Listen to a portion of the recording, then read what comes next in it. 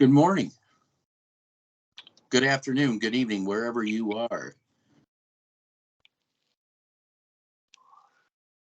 Okay.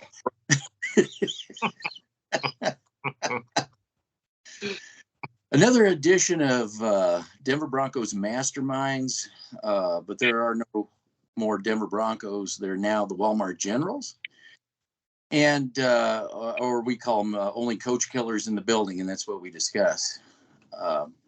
So we have a Bills game coming up, which we'll discuss. I did a film study. We can talk about the Kansas City game, and then we're going to get into these Wal-Mart General fans and the Wal-Mart organization here clamoring for a Jeff Fisher era. And is Sean Payton the new Jeff Fisher, the new and improved Jeff Fisher, clamoring for that 8-9, 9-8? We could care less about Super Bowls and juggernauts, actual Super Bowl juggernaut teams.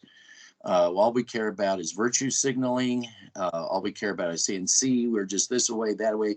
All we care about is the next splash move, and so on and so forth. So we'll discuss that. So I think we should start with the Kansas City. Two weeks ago, the Denver Broncos found themselves in the win column with a lackluster Chiefs team, and what I saw on film jumped out. And we'll talk about this. We'll also talk about, I think, with quarterbacks, this idea of drafting a quarterback every other year, getting rid of Russell Wilson, just keeping this thing going and not, talking about the teams that have been roster building versus teams like the Broncos that are into PR and splash and everything else and not substance. So, okay, let's go and talk about this Kansas City game. I'm going to start off by saying that I did a film study on it, and I wish it would have been better, but it was just one constant interruption after another while I was doing it. But one thing that really popped out of that, at least defensively, because it was a defensive film review, Bucket Man, we got to discuss what a film study is and what a film study is not. As well. So, but one thing that jumped out watching the entire game with in regards to the Broncos defense was no pass rush per the usual, and all this real estate that Patrick Mahomes left on the table he had so many big plays, and I think that's going to come to haunt the Broncos come this Bills game. So, and if there's anything else you guys want to discuss too, but you Bucket Man, you want to lead off with film and last week's game and blah, blah, blah. Well, all three of us did a film breakdown. Yours was the longest chop delivered. I didn't see yours, Bubble Man.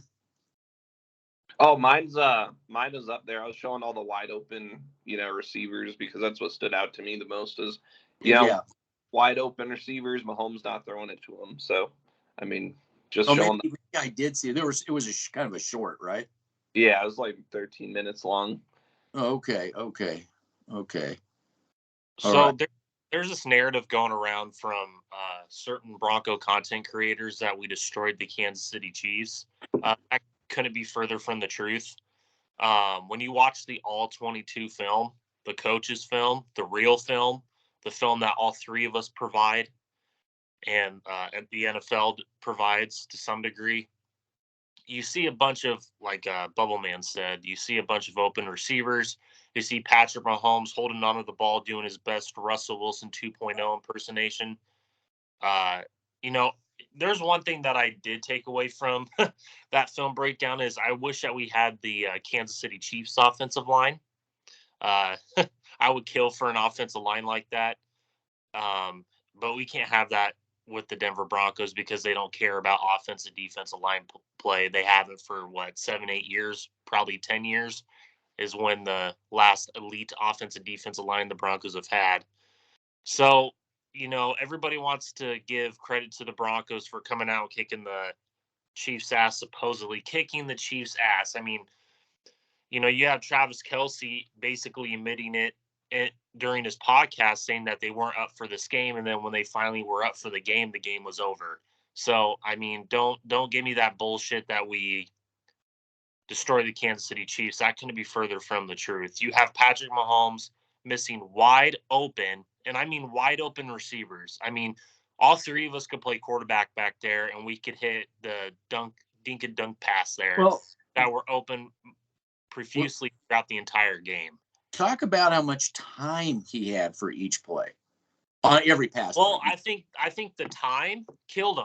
I think you were right, Chop, delivering that assessment. I think him having all that time to basically run around like a chicken with his head cut off killed him. And I also don't want to hear from people that Russell Wilson kicked ass, because there were certain points throughout the entire all 22 film through 4 quarters where he even missed wide open guys as well. So both quarterbacks didn't really play that well.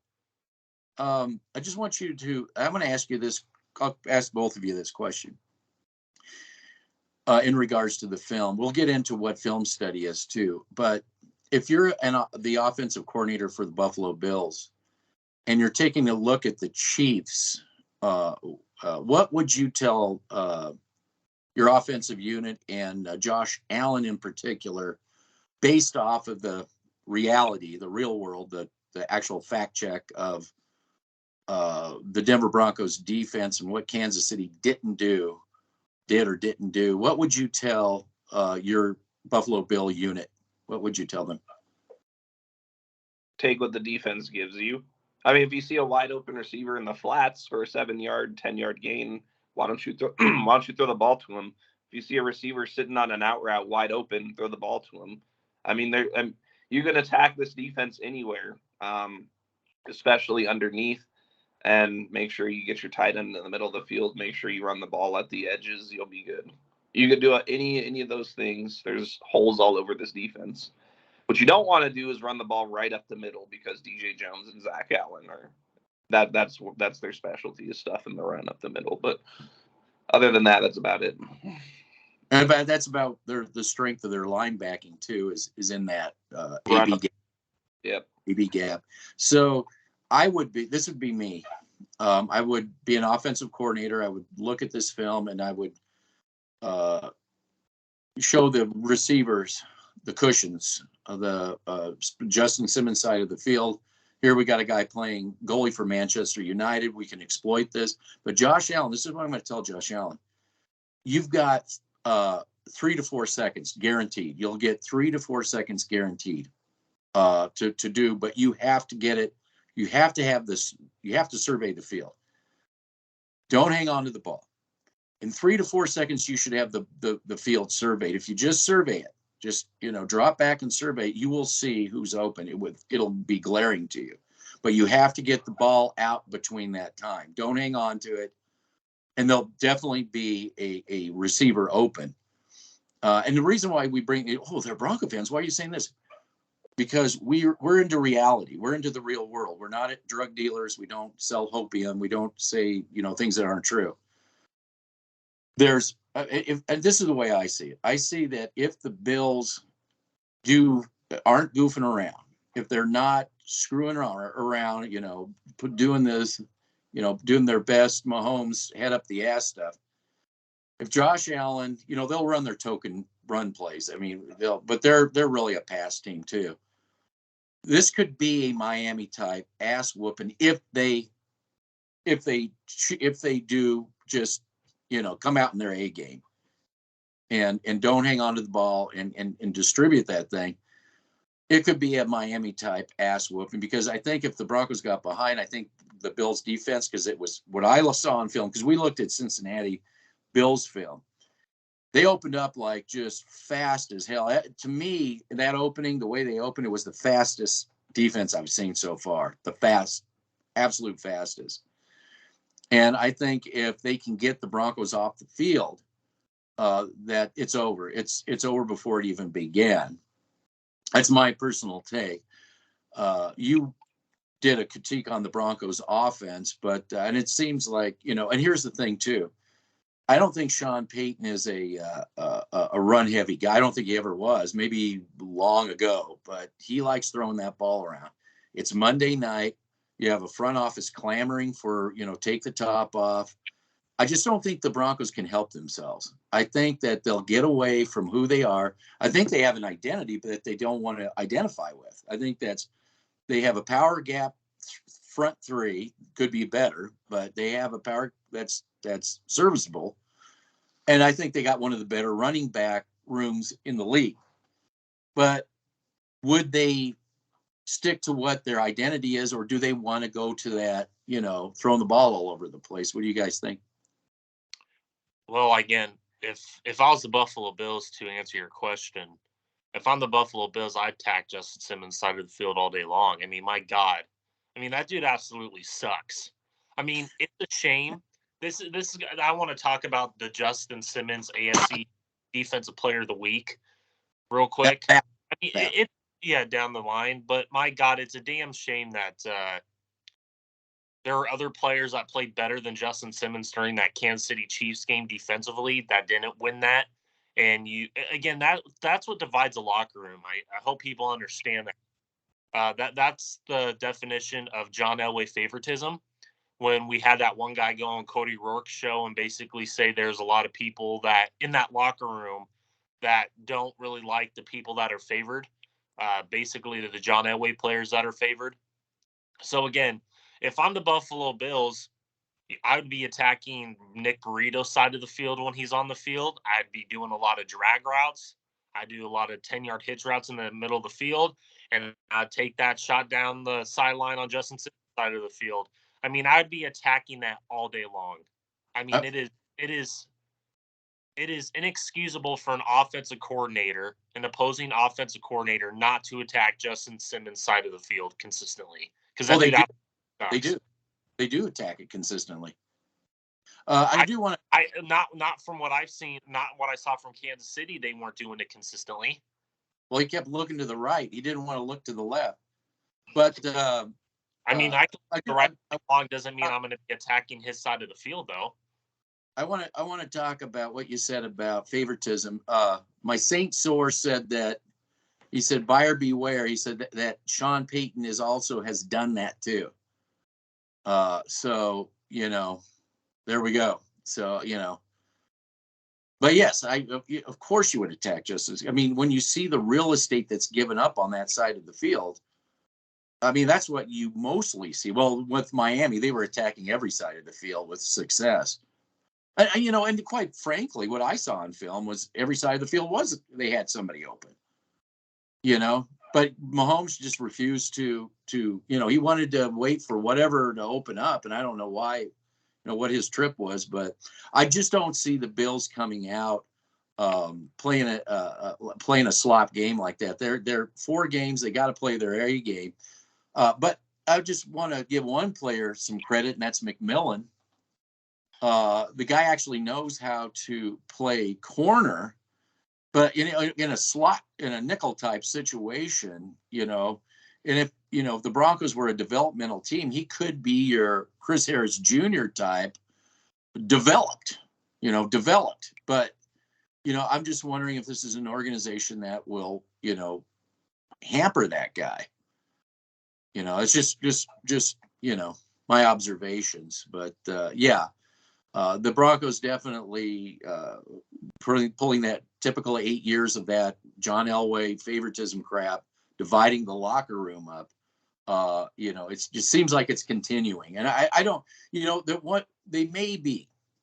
One motivation is they were trying to shop Justin Simmons, trying to, do whatever they could to shop him. But like the fool on the hill, nobody wants him. They can see what he wants to do.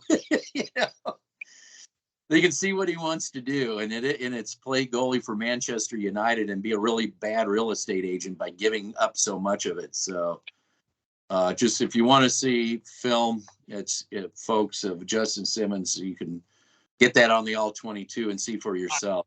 We're not making.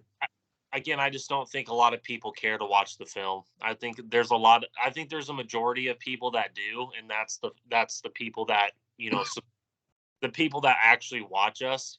But again, I think a majority of the fan base and a majority of NFL fans just don't care to watch the film. Again, Well, the NFL is a political product. It isn't a game anymore for me, anyways. It's not. Yeah. It's more political than anything. More now than ever. It's all about the branding. It's all about, oh, we have a game in Germany. We're going to try and expand. We're going to be international.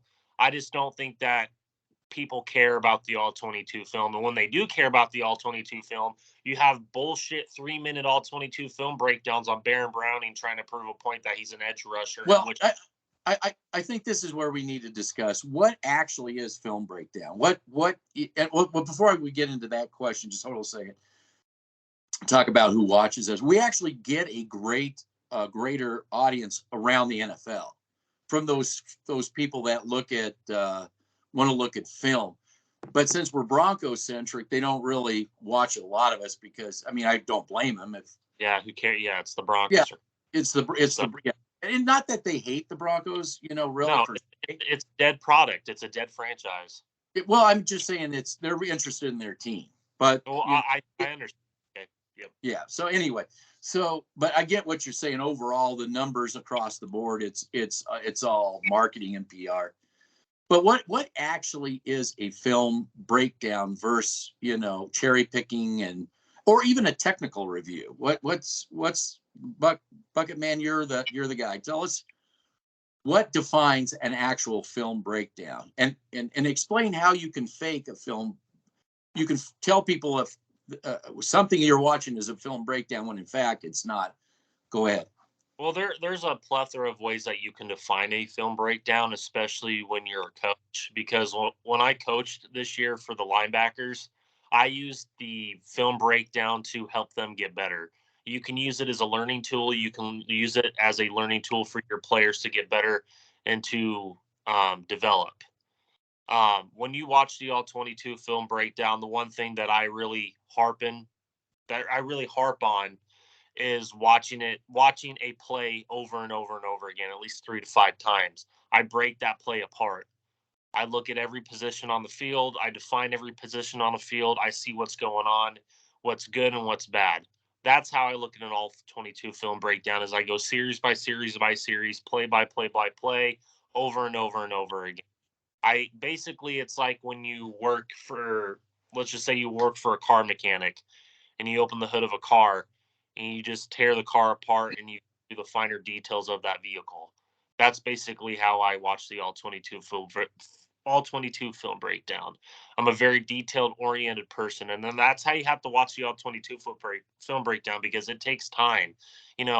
We have other jobs. All 3 of us have other jobs outside of this, and we should be getting paid for it. But, at the end of the day, we don't see a nickel when BEMTube and the NFL puts commercials or ads or whatever on our film. Did you notice that I put in the disclaimer? I pointed that out, and they didn't do that time. They shied away from it. But I want to just say this about it's very important. You hit the key. The key definition of a film breakdown versus faking it with a highlight reel, which is what the Baron Browning thing was. You don't cherry pick.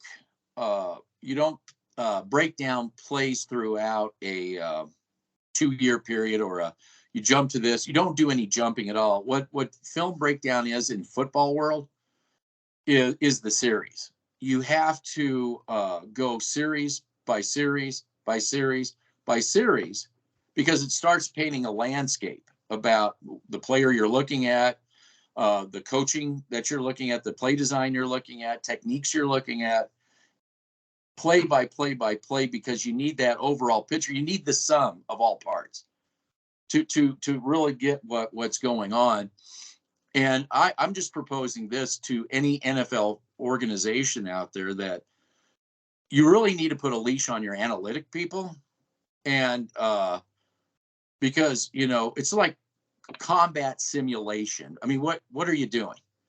Do you want a good product on the field? Basically, you have organizations spending a lot of money on marketing and stuff like this that they really are wasting their time. Baron Browning films, all this nonsense. If you put that same energy into building a film department where as you know, Coach, I should call you Coach, keep calling you Coach Bucket Man. I should have said that in the film. What drives Coach Bucket Man crazy? When you're coaching, how much can you really spend time doing that during the season? I'm proposing that I think that organizations should have a film department, that you have in the film department, you have groups. You have your linebacker group, your defensive line group, your offensive line group, running back group. And that's what they're focused, because like I said, just doing this Kansas City film was extremely labor intensive. It was labor intensive. What I get paid for is I learn a lot. I've learned so much by watching film. You could never get it at a college, university, or it's a lot of training. Just I want to go off in the weeds a little bit here. But when Kurt Warner came on the scene, everybody was like, they couldn't believe it. He was a film junkie. I mean, this guy just watched film and watched film and watched film. So he knew what to look for when he was out there and finally playing on the pro, and that just caught everybody off guard, because it's just the power of film. When I say a film department, so everybody at during the year they're watching the film, and then they put together a presentation at the end of the season for the coaches. They put together and they consult with the coaches. It's an in-house consulting company, basically their own, and you get the right people to do these films. And that way, and we're talking about, again, this is organizations that want to develop. This is strictly for organizations that want to develop. This ain't going to work for the Broncos that think that they're going to do splash moves all over the place. They're all over the place. They have no identity. Well, they have more analytical and marketing department than they do an actual player personnel department. Exactly. They don't get it. They just want to do buzz and hype. And then we're going to get into why this totally is where they're directing the Broncos into this Jeff Fisher at 8-9. But I want to talk. This is something really important that I think we need to discuss, because we were talking about this during this 2 weeks. What's the difference between I was talking about organizations that build that roster build, develop and use development as their core. What's the difference that you see in the record column, in the consistency column, between those type of teams and then the splash move Denver Bronco marketing? What do you visually see? What's the difference that you see in a course of a season with these type of organizations? They're playing in February while the rest are on the couch. I mean, yeah. even in the NBA, you have the Phoenix Suns doing the same thing. Splash moves, big name players, and you have the Nuggets, who are all about player development, all about sticking to a process. Same guys have been around for 8 years. They're the best team in the NBA by far. So what about college football? College football. I mean, the one thing that you see with these teams that are, like Bubbleman said, that go in February and all that, and player is an identity. They know what they are. They know what they want to be. They have a vision. They're all aligned. It's an identity factor. They know what they are. College football, you have Georgia, you have Michigan, you have Alabama, you have Ohio State. Those four teams in general have an identity. They know what they want to be. They've been doing the same thing for 8-10 years. Alabama. What do you have with Colorado Buffalo? Just curious. What's that? What do you have with the Colorado Buffalo, the Buffalo team in Colorado University? Getting rid of the team last year, going out in the transfer portal, getting guys there, and bringing in Pat Shurmur as your offense coordinator. I mean, that's not an identity. I mean, that's what Deion is. I said Deion would start good, and then look what happened after that. He looks like shit because teams figured him out, and Deion is just Deion. He's a glorified John Elway as a coach. That's basically all he is. He's all about the pom-poms. Yes, he's got the big splash move mentality. He's all about the pom-poms and not the product on the field. So teams, name the teams that are into. Then I'll name a team, but go ahead and name the teams that are into roster building and identity building and building for the future and in the long run. Go name those teams. Baltimore, Philadelphia. Those are the two teams that come to mind with me. I mean, look at Baltimore right now. I mean, my fucking goodness. always been that kind of team of building the offensive and defensive lines, but they're always, every year in and year out, consistently one of the most physical teams in the NFL. They're always one of the teams that no one in the AFC wants to play because of that. And I think right now they're the best team in the AFC. I could see them playing in the Super Bowl. They are a good product on both sides of the ball. Very physical, very tough, and that's what you need to win in this league. Do they miss Ben Powers at all? No. Okay, and I also want to pat myself on the back because I did scout Tyler Linderbaum, the center that they drafted from Iowa, and he's one of the best young centers in the league. So I'm just saying. What did the coach? Tyler Linderbaum is kicking after ass. The game. You said the coach after the game had something to say about that. What was that? Lindenbaum. You said the coach had something to say after the game about that guy. Oh yeah, Jim Harbaugh say he is. We're so lucky to have him, and he's been a great addition to our offensive line, especially at center. I mean, you can't make this shit up. Tyler Linderbaum is one of the better centers in the league already. And what did he do? He said he was very instrumental. What was it that he did? Oh yeah, he was very. I would say instrumental setting the tone at the line of scrimmage, helping springboard the running game. I mean, my God, dude, Tyler Linderbaum, man, I wanted him from Iowa, but Question. Question. Can marketing and PR buy that? No. Okay. And the product speaks for itself? Correct. Yeah. Baltimore's the best team in the AFC. I would love a Baltimore versus Philadelphia Super Bowl. Are you kidding me? That would be insane. We probably won't get that because I know, because the NFL's political. Yeah, like the Bengals last year, where the Bengals should have went to the Super Bowl again, and the referees bailed out Kansas City in the Jags game. Super Bowl. I've got a word or two about the MLB too, based on who they want to always see, and I think it just trashes their product out. But I want to talk about keep the conversation going about people that are teams that are building that build as opposed to the marketing part. I think that you did mention Detroit. I'm curious about Jacksonville, but one team I think that we never talk about, we probably should, who is trying to do the right thing, is Seattle. I think Seattle is trying. They went and they played Denver against itself. Okay, we'll take all your picks. Geno Smith is working as that bridge. They've got Locke just sitting there. They can grab a quarterback anytime. That's not a problem. And we can get into also the Broncos and quarterback, which goes into, I think what you're going to get with the Denver Broncos, and I'm going to just highlight this a second. I think you're going to get the Jeff Fisher clamoring, but I think you're also going to get a hybrid. I think you're going to get that mixed with the old Cleveland Brown Jets trying to grab a quarterback every other season, But anyway, let's go back to what do you think about Jags? What are they doing? Are they a team that is roster building at all? I mean, they went and got, Lance, but are they trying to build their roster up as opposed to being a flash marketing? I have to wait another year for that to make that judgment. I still don't like how analytical they are. So okay. To me, it's just more I have to give it one more year for me to get in. I just don't know enough about them. I just was curious. Very analytical, and I just don't like the way they've drafted or in free agency. I just don't like the way they've roster built their team. Okay, but are they as bad as the Broncos with their analytics and their splash? The Broncos are younger than the Broncos. I'll give the Jaguars that, but again, they're better than the Broncos. Come on, anybody's better than the Broncos. Well, they didn't give up all their draft picks. They didn't, they're not to go get the Lawrence guy. They got him with the first pick in the draft. Well, okay, but that's different than going out and spending all your draft picks for somebody. Yeah.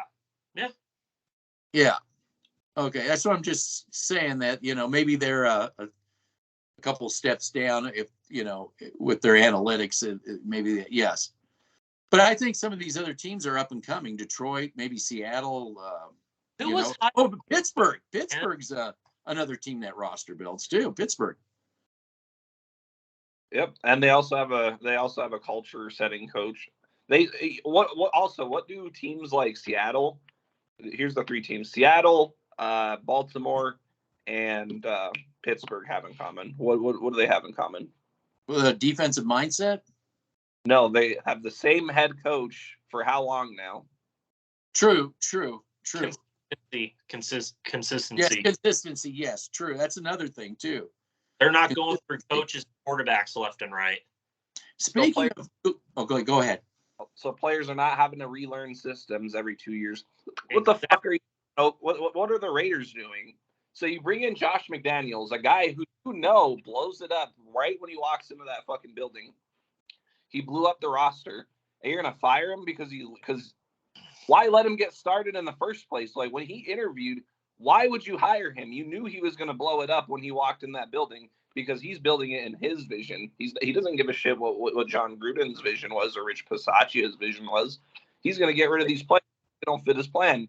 He brought in Garoppolo to be a bridge quarterback, but again, because you don't give coaches time, you don't even get to let them start their plan. So but he did bring in a lot of players for the Broncos that helped him win Super Bowl 50. So I will say that for Josh McDaniels. Well, you bring up a great point when you talk about. I want to bring up Rich Pisaccia, whatever his last name, Rich Pisaccia, whatever. Pistachio. Yeah, whatever his name is. But it's really funny that these assistant coaches that get these opportunities are better overall tone setters than the high-profile coaches around the league, because I really think it's a tale of two things here. Number one, you have these assistant coaches that actually understand the simplistic side of football, and then you go out and get these like analytical offensive minds like Josh McDaniels who just confuse the whole thing up. Again, I think it's a tale of two halves there. You had the guy that took over for the Broncos last year who simplified everything. Look how better the Broncos looked. I mean, it's ridiculous that these people, oh my God, let's clamor and go get Sean Payton. Let's go get Josh McDaniels. Let's go get, these offensive analytical minds. Yeah, they're going to revolutionize. Let's go get Kyle Shanahan's offensive coordinator, quarterback coach. Let's do it. Let's go be innovative on the offensive side of the ball. And then when you get them in, they look like shit because they confuse everything. They're too analytical. Again, I don't want an analytical coach. I want a simplistic understanding of football kind of coach. I want a Jim Caldwell. I want a Harbaugh. We'd be Caldwell. People like Jim Caldwell don't belong in this NFL today, unfortunately. But I actually would have loved to have Rose, the guy who took over for the Broncos, head coach. I was clamoring the table for that last year, and they're like, that would have costed you nothing. He wanted the job. He was the only one who actually wanted this job. He didn't need a bribe. Should have went with him. And what was he about?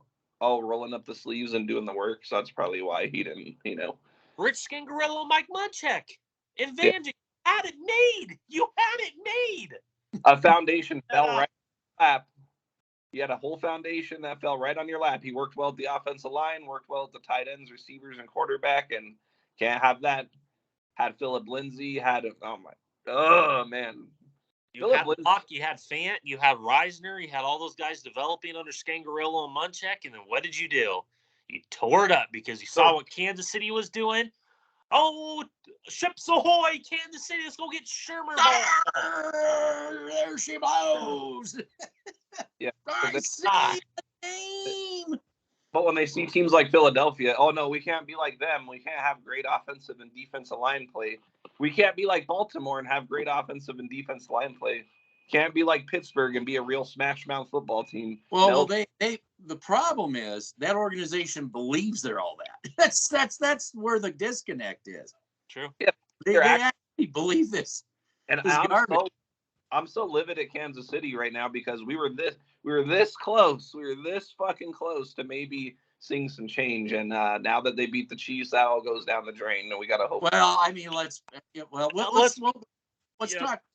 This is the hope. I don't believe it. I don't believe anything that comes from this organization. I don't believe this ownership. They're inept. And again, this is why I bring up the Jeff Fisher point. I don't believe it. I don't believe it. Look what happened before Sean Payton got Jeff Ireland and Mickey Loomis. Look at it. Just look at the facts. He was 7-9, 8-8, whatever. That's exactly put a leash on him.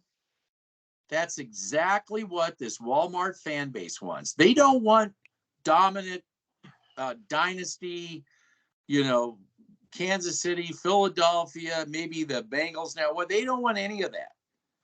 They want to clamor for that 8 and 9 because they want to say we just were one splash move here. We're just a turn of the season there. That's they.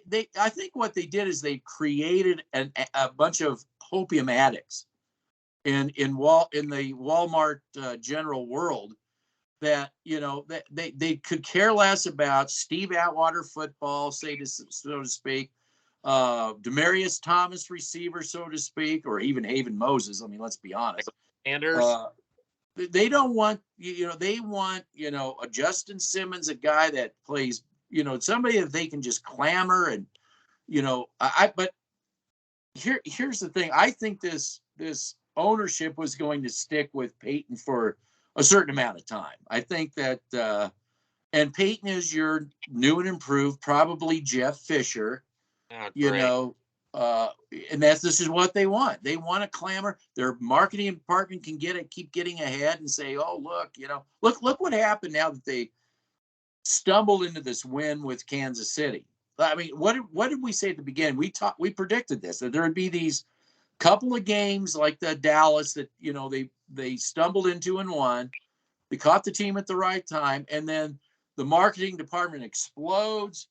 And my bold prediction is that after this, if the Bills play the way they should play, if they don't play with their head up their ass, if they give them the A game, you're going to hear it's all Vance Joseph's got to go. I'm saying that Tuesday, you're going to hear all about how Vance Joseph's got to go, as if that's getting them that only coach killers in the building kind of thing. Go ahead.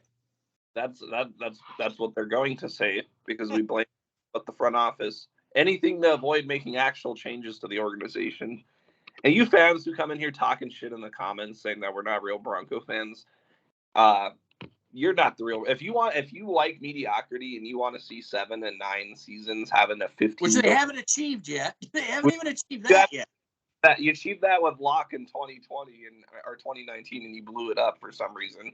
But if you want these 7 and 9, I mean, I see you guys salivating over a 9 and 8 record. I'm going to tell you right now, I'd rather be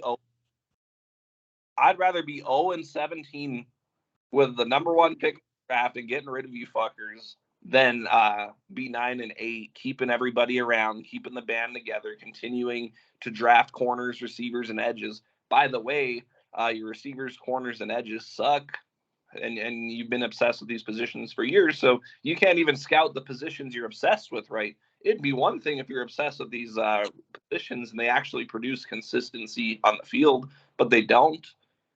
You know what makes me sick to my stomach is these fans are salivating that they're 3 and 5. Yeah. That is what makes me absolutely sick to my stomach.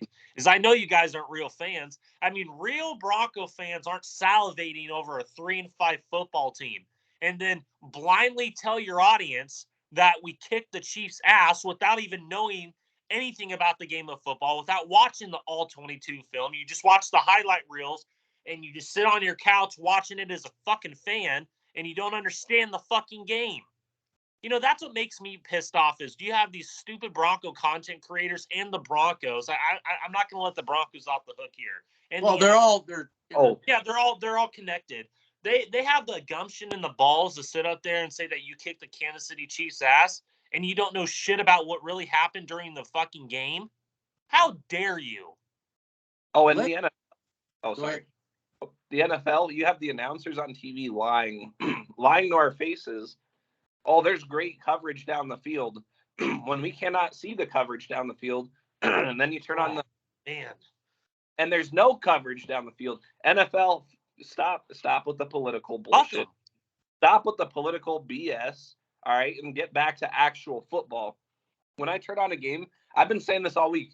Go watch an NFL game. It doesn't matter. I say Steelers and Ravens or a New England Patriots game from the 08 season, and watch a playoff atmosphere-esque game from that year and watch a game now. And you're going to see how watered down the NFL has gotten, how soft the NFL has gotten, how politicized the NFL has gotten.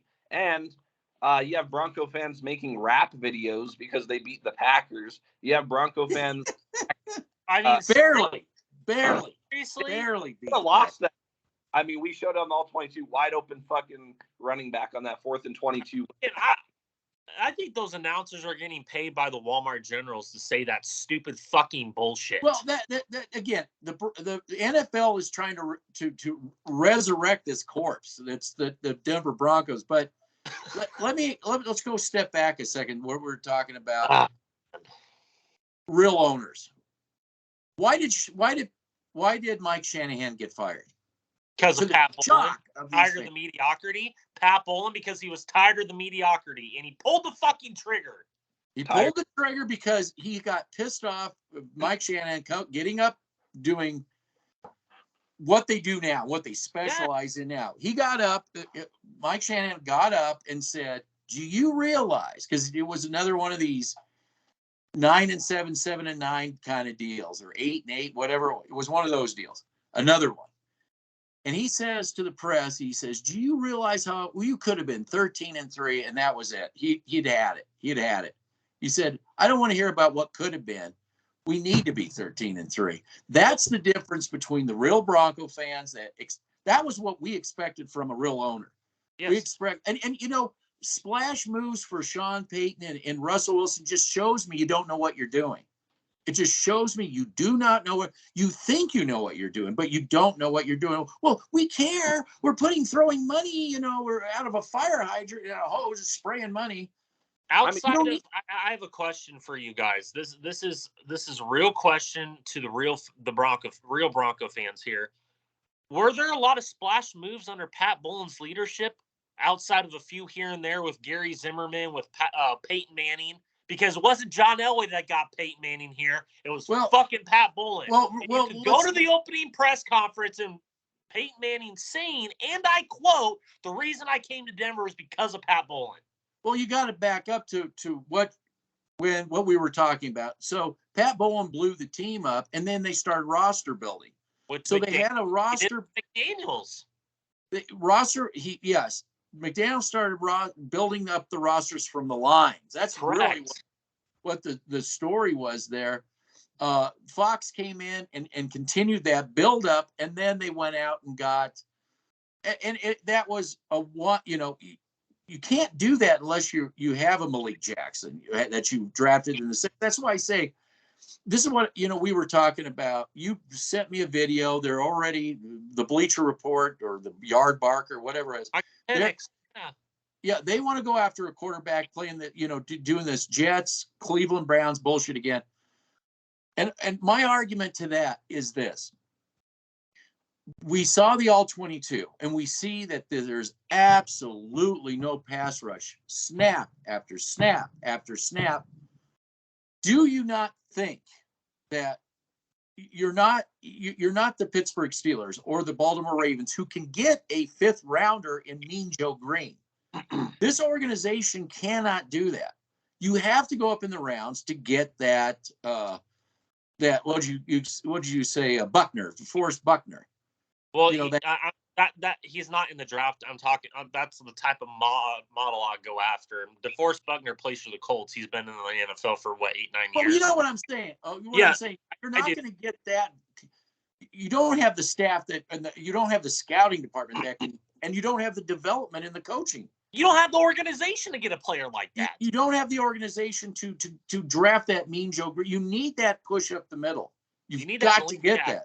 You need the Malik Jackson. You need the DeForest Buckner, Javon Hargrave. You need the, Jalen Carter, Jordan Davis. So what happens is you go out and draft your quarterback when you let that defensive line. So when you play these better teams, they're gonna shred you. And now you're asking this quarterback. See, they don't put the pieces together. They don't put two and two together. They don't. them is 6, not 4. So now you're asking this quarterback who's already overwhelmed to keep playing catch-up football, but you had you drafted and taken care of that and developed, if you knew, had a coaching staff, a scouting department, a front office that understood a vision and understood football 101. This is what you give your quarterback a chance. You're absolutely right on the money, Chop Deliver. Again, you can't develop a quarterback. You tried that with Locke, you buried him. You tried that with Lynch, you buried him. Okay, this is what I would do. I know. We're coach killers and quarterback killers and player killers in the building. Yeah. This is what I would do. You keep Wilson. You have to. That contract is so enormously huge that that cap hit is going to kill you.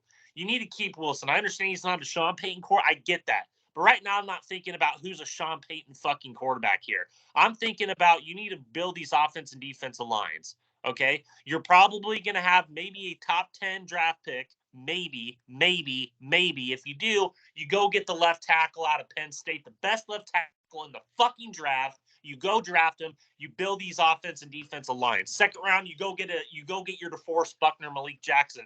That's if you get rid of the scouting department and actually can scout real players. Because I guarantee you, if they keep this same ass scouting department, you're going to see a receiver in the second round. You're going to see a corner in the third round. You're going to see a safety in the fourth round. You're going to see the same old fucking shit. But you have to convince Jeff Fisher 2.0.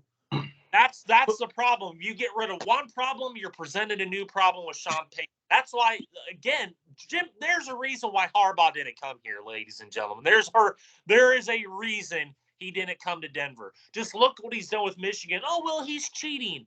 Everybody fucking cheats in college football. You don't think Alabama's cheated to get the players that they've wanted? Come on, give me a fucking break. Seriously. Oh, sign-stealing allegations. Oh, my God. It's the end of the fucking world. But I'm just saying, look how he's built. Maybe that's what Mr. Buffalo up there, Dion. He needed to do more of that. Yeah. That's what Dion. Yeah.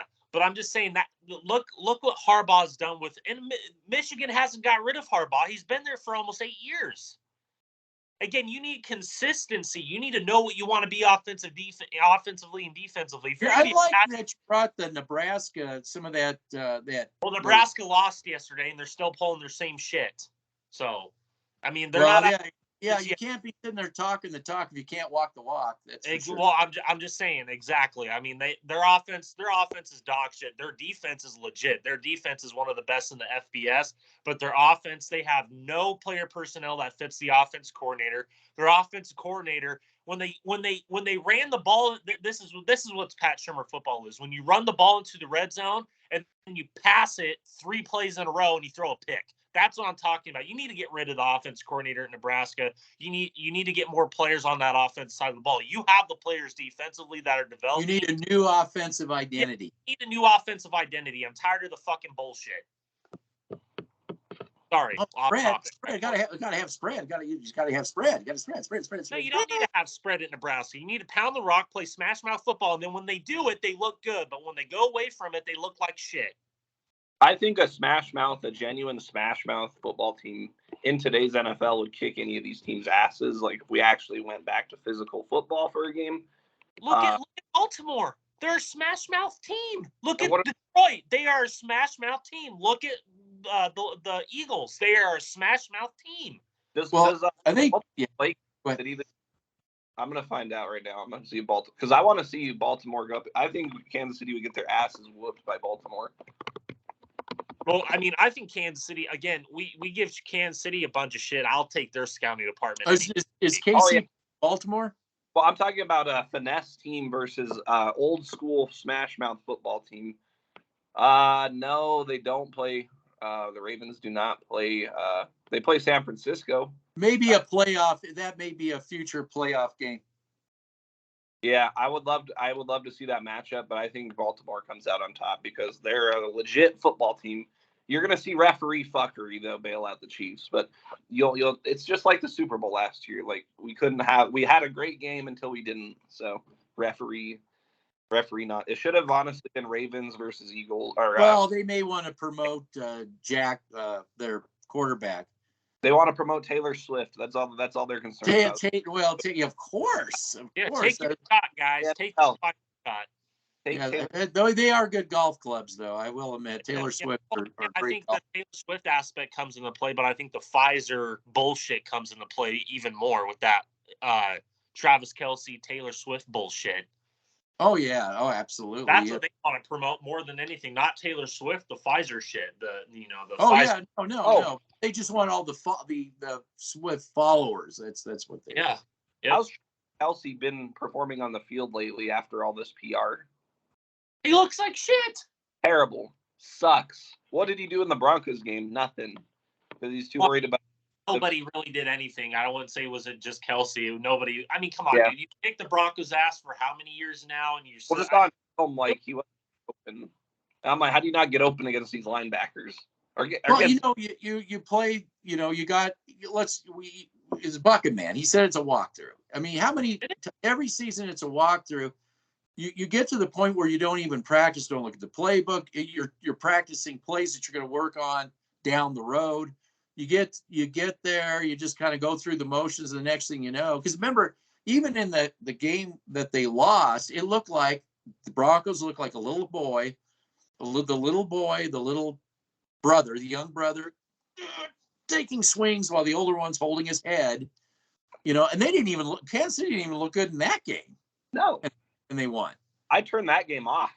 I was at work like trying to catch snippets of it. I'm like, I'm turning this shit off. I have a Pfizer to inject. Yeah, I got a whole truckload of Pfizer to inject. Exposed yourself, Bubble Man, for not being a Bronco fan because you turned off the game. You just exposed yourself. Why would I want to watch? Why would I watch the Broncos go through a walkthrough with Kansas City when I could watch the Nuggets actually play some real basketball, or when I can watch paint dry instead, or when I can watch that game. Got the rafters in my attic to paint. Yeah. Yeah. When I focus on so he has trash to take out and lawns to mow. That's what he has. Yeah, like why would I do that when like my mom, who let me do this video, gave me a time limit to do this. Mom. I'll be up in a minute. Live from our mother's basement.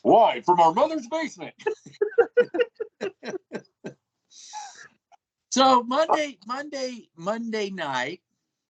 night, what I expect to see is the Bills A game.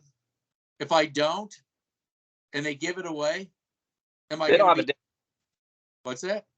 They don't have a damn choice. They're out of the playoff picture right now. This is a must-win game for them, which is perfect for us. I think them losing to Cincinnati was a good thing for them, dude.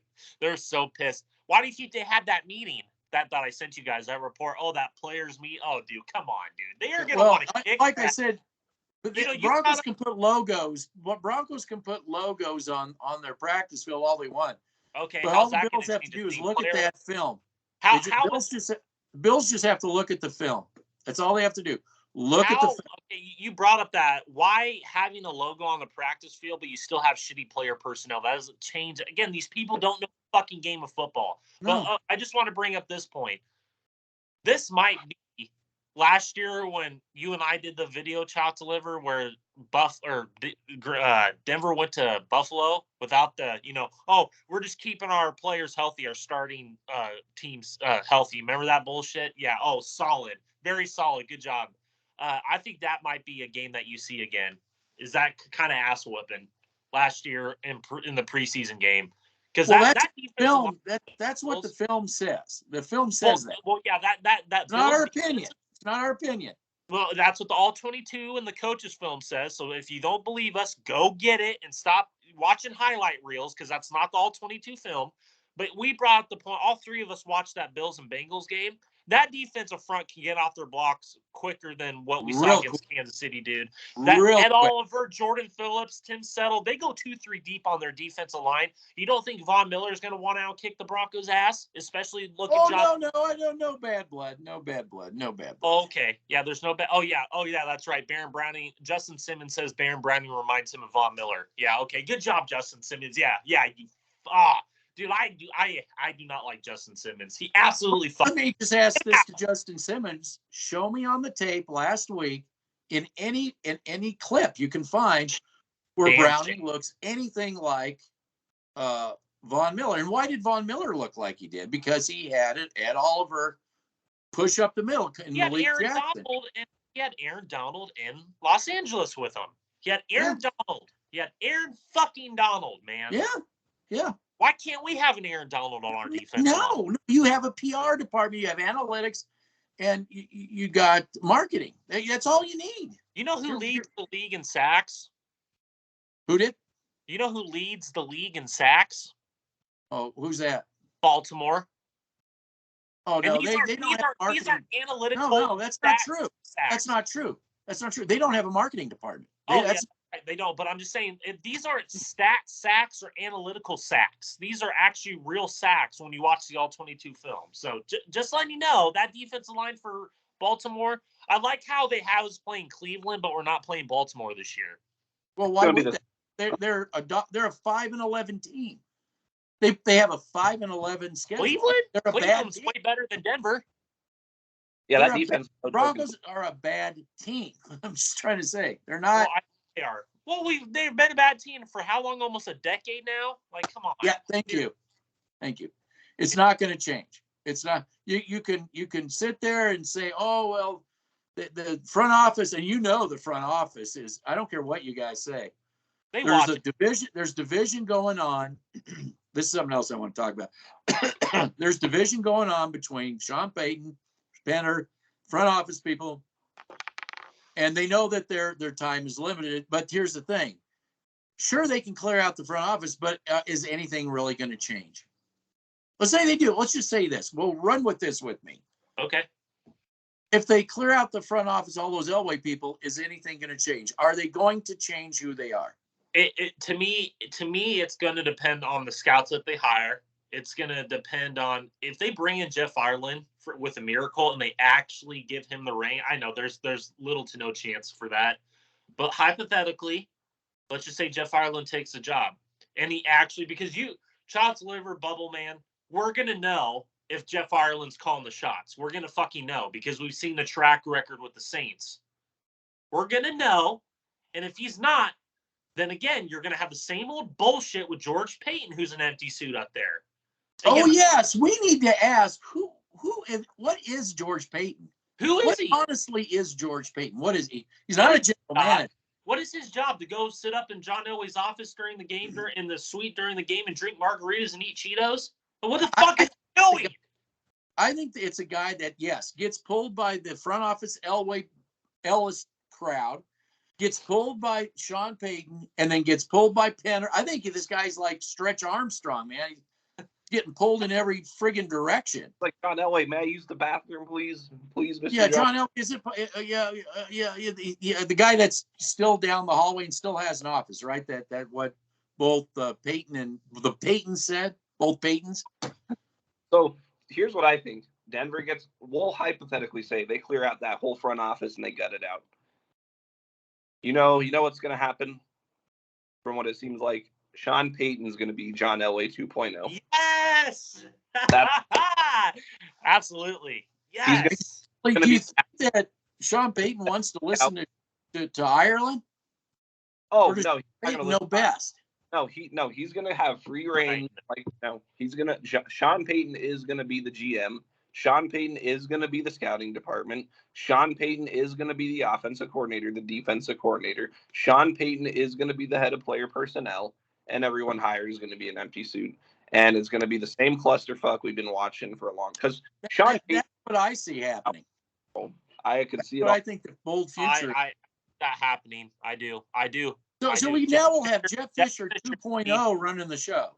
Jeff Fisher. We're going to have Jeff Fisher 2.0 running the show. Bullshit. It's 7 and 9s. Believe. On the field. Believe.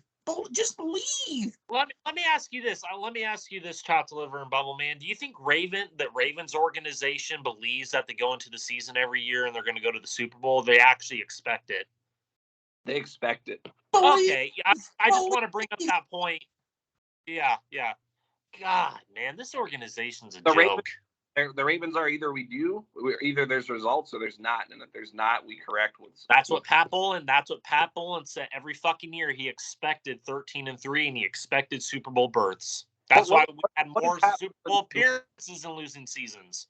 What did Pat Bowlen do when John Fox went after he brought out that pathetic performance by the Broncos in Super Bowl 48? What did Pat Bowlen do to John Fox after that one and done against the Colts in 2014 in the divisional round? Got him out of there, and that was what. And he brought in what? Gary. Again, that's a double-edged sword there, because getting Gary Kubiak for me didn't really fit Peyton Manning at all. Our offensive line was starting to do this. He didn't fucking do anything to do that with the offensive line. The player personnel on the offensive side of the ball was absolute dog shit. The only saving grace for that team, because we all know there are reports coming out that Elway wanted Vance Joseph as the DC that year. Bowlen, his last fucking move, overrid that decision, got Wade Phillips in here. That and then that helped the defense. Well, hold on a second. It wasn't just that. He also overrode John Elway on the drafting of Von Miller too. John Elway did not want. That was years prior. That was years prior to that. I'm talking about. It all adds up, is what I'm saying. Well, again, wasn't there reports? Wasn't it after the season that Elway didn't want to give what's his face that big contract to Vaughn, and then his mother got involved, and there was a clash right there. Again, it's the fucking bullshit that we've seen for. Why did he not want to give Vaughn that contract? Because he was not an Elway player. Who does Elway give contracts to? Justin Simmons, Garrett Holds, Alex Singleton, Josie Jewell, Slowsy. I do. Receiver. Come on. Cortland Sutton, Tim Patrick. Aren't these all John Elway people? Yep. Yeah. And then I was told, again, I'm going to direct your attention to Sean Payton. We're going to call Jeff Fisher 2.0. You know, that's our bold prediction too, by the way, that he is kind of in the same ilk of that. I was warned about that. I want Sean Payton. This is why I didn't want him. I wanted a Harbaugh. I wanted a fucking Harbaugh. Caldwell. Yeah. I think wanted guy Jim Shorts. I think what happened is I think Condoleezza Rice wanted Harbaugh because she knows Harbaugh from the Stanford days. I think that was who she wanted. I think she wanted Harbaugh. He told her what our guess is. He told her, I am not going there because you have to. This is what you need to do. And Pinner, I guess, for whatever the reason, wasn't willing to pull the trigger on the front office. I think what Harbaugh wanted to do is he wanted to clean out that front office. If Harbaugh was going to come to Denver, he wanted that front office gone. Of course he did, because he that's what he does. He goes and he builds that front office. He gets people he gets that mindset. They get trying to get everybody on track. Harbaugh is a smash mouth football type of guy. I mean, He's a program builder. Correct. And that's what Denver needed. They needed a Matt Rule-esque type of coach, or program builder. That's what they needed. One thing about Jim Harbaugh, we had a quarterback at my high school who was like 6'7", 6'8".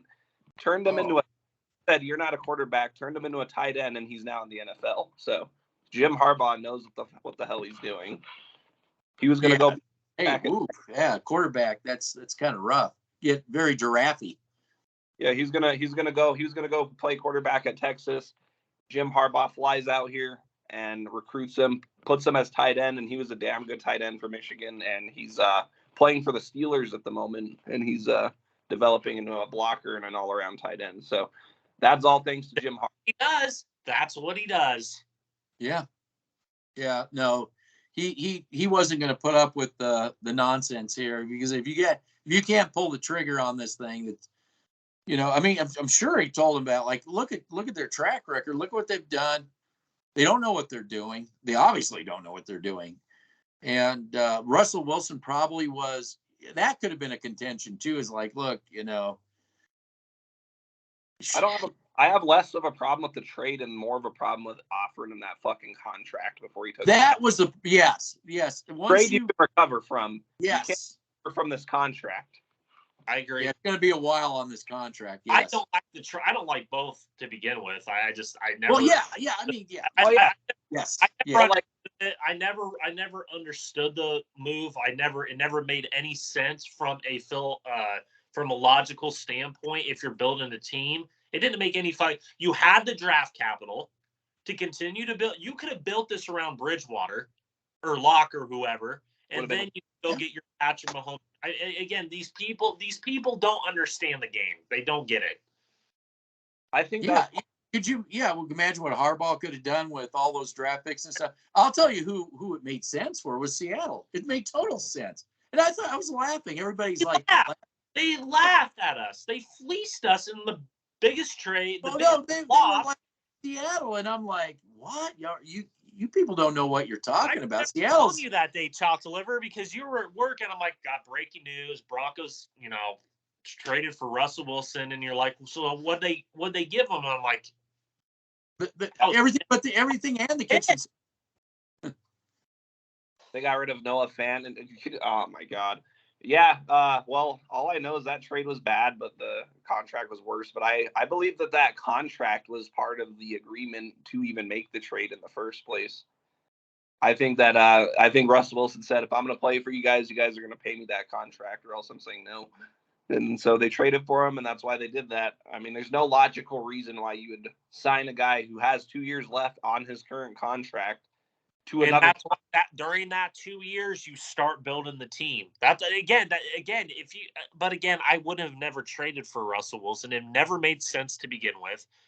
It doesn't make any sense. And you have Russell Wilson. He said it in his opening press conference. Are you sure you want to do this? Oh yeah. Are you sure? Are you? Oh yeah. We're all on board. Yeah. We're gonna fleece him. We're gonna make him look stupid. Oh yeah, you're damn right. Click. And then Russell Wilson for a whole year looks like a deer in the headlights. And no, it wasn't Nathaniel Hackett's fault. I just want to point that out. So stop blaming Hackett for it, you morons. They're still talking shit about Nathaniel Hackett. They're like, Nathaniel Hackett wasn't the problem. Dude, again, this organization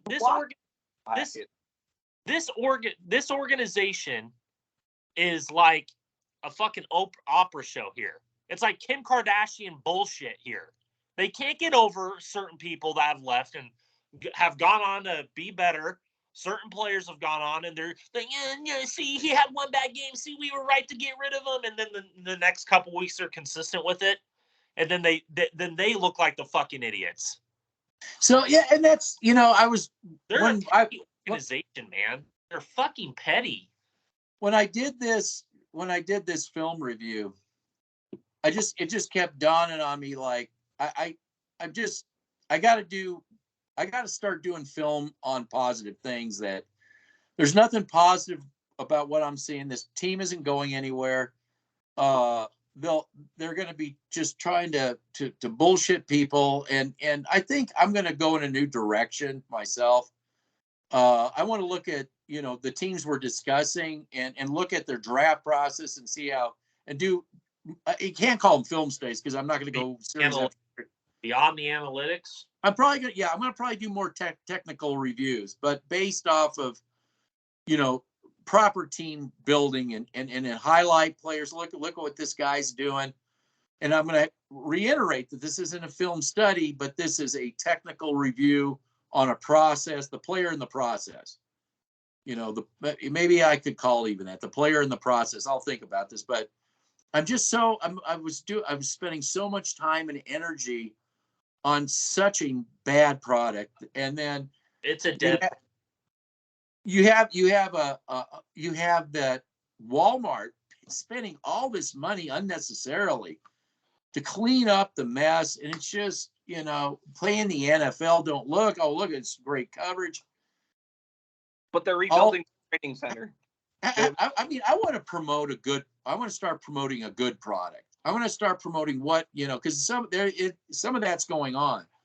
I'm sick and tired of pointing out and having to deal with a fucking black hole sucking energy and light, and it just, you know, it's like you said, you got a puke bucket.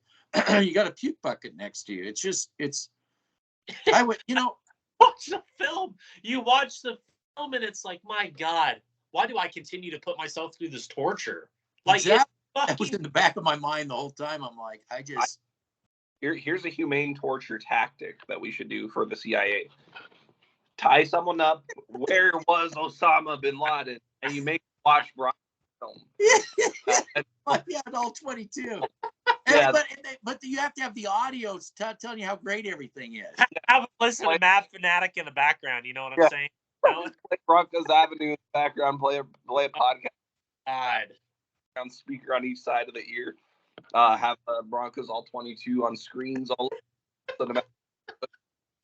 I mean, when I'm watching the all 22 film, like literally, like you could use the restroom and look at the product after, and then that would be watching the all 22 film. Who the fuck wants to watch all 22 film? God. Every time I'm watching, like, man, I could have taken 10 deep breaths and been more productive with my time than doing it. I could have went and took a shit and been more productive than that fucking. I'm going to say if the Bills can't destroy this team, you weren't watching the film. You don't watch film. You're watching Gilligan's. I don't know what you're doing, but you got to watch the film. I mean, this should be a no-brainer for the Bills. This is this is the game they should have circled. Man, this is the game we need. This is it, man. We finally got the exact team to fall in our lap. And I don't feel that they're going to beat Minnesota by any stretch of the imagination.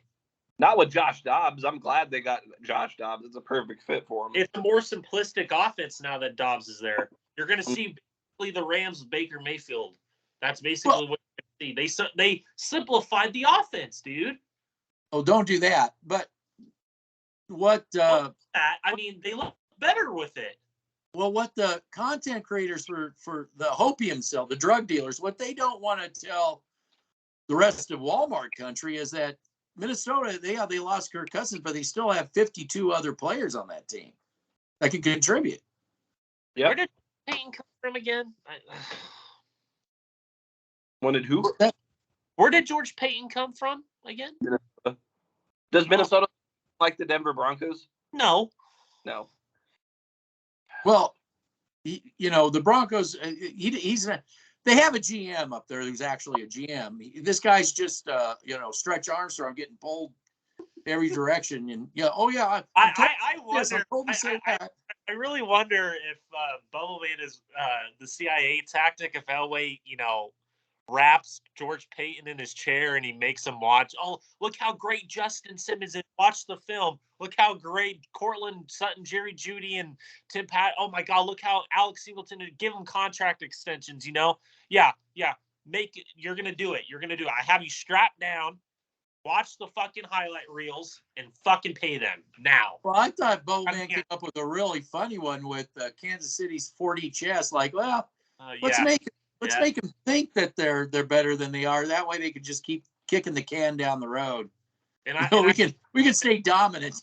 I think that'll play out tomorrow. They're gonna get their asses whooped. Well, they should. If Buffalo comes out playing Buffalo football, they will whoop the Broncos' ass, no doubt. And if they come out sluggish, don't take the Broncos serious, and you have the refs helping them on Monday Night Football. I mean, my God, Denver will win that game. Let Denver hang around. The Broncos jumping off sides and they're calling false starts on the offense instead. I know. Have Mike Lynchy doing full WWE takedowns like the Bubble Man showed. I mean, completely just took the guy down. And no call. Oh, did the guy in the comments? He's all, you don't know what holding is. I was like, I don't know. Okay, tell me what holding is not.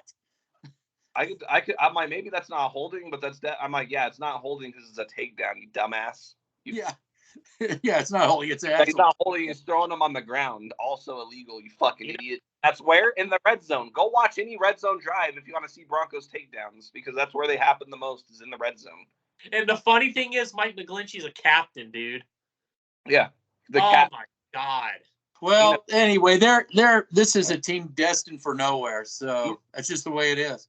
He's Captain Chaos in the WWE with his takedown.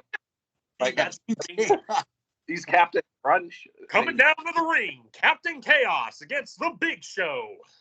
Yep, that the captain of the CEO of how to not play offensive. Well, maybe they're really getting into XFL. Maybe that's been the plan all along to bring in the XFL. Yeah, yes. bring in The Rock as the commissioner. I mean, my God, I mean he's gonna smell what The Rock is cooking. It's gonna be. We're gonna see in March. Breaking news: Broncos fire George Payton, replace him with Dwayne The Rock Johnson. Is like you're gonna see some takedowns, man. Rock bottom. It's open house. It's open season. I was like Mike McGlinchey. I thought Super Slam happened on Fridays, not Sundays. What the fuck? Give him the atomic slam. Oh my God! The atomic drop. Mike, you're gonna when she try to box Jake Paul next, and on Sunday it's gonna be Jake Paul versus Mike McGlinchey, battle of the influencer versus football player / WWE wrestler. You have Sean. You have Russell Wilson throwing a pick six in the game for the opposing team to win the game, and The Rock comes on the field and spears the corner for when Rock goes the game. Can you smell? Oh my God, dude, that's funny. Oh, is that Dwayne The Rock Johnson? He just came out of nowhere and took him down. My goodness. The Broncos win the game. Well, I feel that the NFL needs to put in the rule that when Justin Simmons takes an arm punt, he has to signal for fair catch. I'm 100% Mahomes is paid off to throw an arm punt to Justin Simmons every game. Every time they play him, it's like clockwork. And then you just see him. Where was the fair catch? He didn't signal fair catch. Yeah. Hey, where are these interceptions in the playoffs, Mahomes? You were playing against Jesse Bates against the Bengals, and you weren't throwing fucking intercept arm punts to him. Why do you do it against the Broncos? Why doesn't he do it against the Dolphins? Yeah, where were all these turnovers against the Dolphins? Yeah, or anybody else. Yeah. Well, because Simmons is just so good. He's just so good. You don't understand. He's so good. Then why does nobody want him? Then the Matt put out rap videos about how great Justin Simmons is. We can find highlight reels of arm punts. You'll see. They're like, look at the throws it right at him.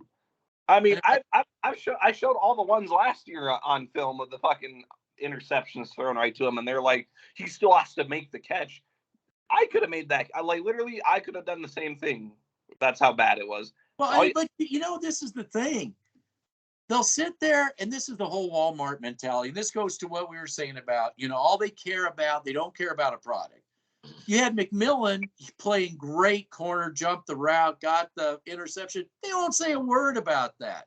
But they'll sit there and do a victory lap for arm punt. It's just, that's where we are now. This is where we didn't cause, picked it up. But yeah, I mean, come on. Yeah, that's football to them. That's what it is. It's so. It is what it is. They got one more. They have 24 more hours to enjoy. Vince back to reality tomorrow. So. Oh, back to reality. Yep. Yeah, back to reality. But we got that one. It's Minnesota's next. All right, little D. Fire Vance Joseph. Even Dwayne Johnson can't save you from what's coming on Monday night. So. No. At least it shouldn't. It shouldn't. They're gonna be like, wait, is that Russell Wilson at quarterback or John Cena? What is going on? You can't see. Wait. Yeah, no. Call. You just got to call the Chiefs wide receiving core John Cena because Mahomes can't see him. So. Oh, there you go. Yeah, but I challenge any of you fans out there, go watch the NFL a decade ago. Go watch the NFL game. Watch one now, and you tell me the difference. All they'll do is say, "Well, I've been a fan since the '80s, and I know what I'm talking about." You don't. You're a young one.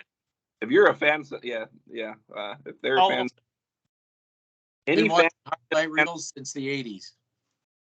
I started watching football in 07, so and I'm pissed off. I can only imagine real football fans who've been watching since the 80s how pissed off they are. I don't need to bring up my football history just to prove a point. I mean, my all 22 film just supplants that. So, I mean, I don't need to go out there. Oh, man. That's what I said to Rat Bags there. I said that I didn't provide anything. I said it's the defense. It's a gift that just keeps on giving. Yep. All right, guys. Is this a wrap? That's a wrap. We get our shit done. Yeah. Yeah. I'll mow my mom's lawn real quick. I think I went over by 10 minutes on her time limit, so she's yelling right now. But she's gonna tie up in the basement, Bubble Man. Well, it could be worse. We could be in a band, and we could be, they could be screaming, "Turn it down!" Yeah. That's too loud. Yeah, no. She walked by. She's like, "You and that damn football." I was like, "Oh my goodness, I'm so sorry. I have to mow that lawn." So, but she gave me. I washed the dishes too before, so it's all good. Yeah, just make sure you do a couple extra dishes for her, and she'll give you 50 cents. 50. I got my 50-cent allowance every 2 weeks, so you can out. You can go out and get your gummy bears. You can go to 7-Eleven and get a Dr. Pepper. Yeah. Well, I'll have $3 maybe in a couple months to my name, so we're good. There you go. You get those gummy bears that you wanted. Gummy bears, my sugar-free gummy bears. Oh yeah, got plenty of aspirin. Or that medicinal gummy bear. You know what I'm saying? Yep, know what I'm saying.